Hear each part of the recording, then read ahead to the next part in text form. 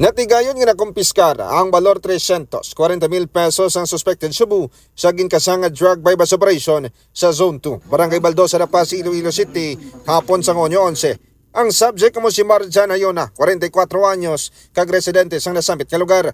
Sunod kay Police Lieutenant Nick Gallego, ang team leader sang City Drug Enforcement Unit, nga nabaklan si Ayona sang isa ka plastic sang suspected Cebu gamit ang 13,000 pesos nga bypass money, samtang na-recover pagid dugang ang 25 ka plastic sa ginapatian Cebu sa iya nga posisyon. Ginpanyag pa sini nga nagdangat man sa 3 ka semana ang monitoring kay Ayona kag nahimaluan nga magluwas sa among nga barangay, nagabaligya pagid ini sa kaiping nga mga distrito sang La Paz. Actually ito mga 2 to 3 weeks na nato na monitor, no, nga ga-engage sa pagligya sa illegal nga droga diri sa Sunto sa Barangay Baldosa, La Paz.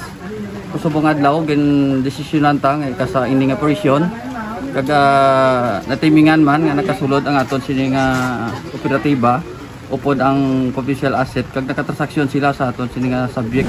Aminado naman si Ayona ang mga ka-K5 nga nagabaligya sa sang illegal nga droga agud nga maipang suporta sa adlaw-adlaw nga galastuhon, pero wala ini ginatolerar sa City Drug Enforcement Unit ang kaangay sini nga buluhaton. Balita nagikan sa distrito sang La Paz. Ako si K5 Aaron Refollo para sa Kampiyon na Balita, Serbisyo Publiko kag Kalingawan sa Iloilo, K5 News FM.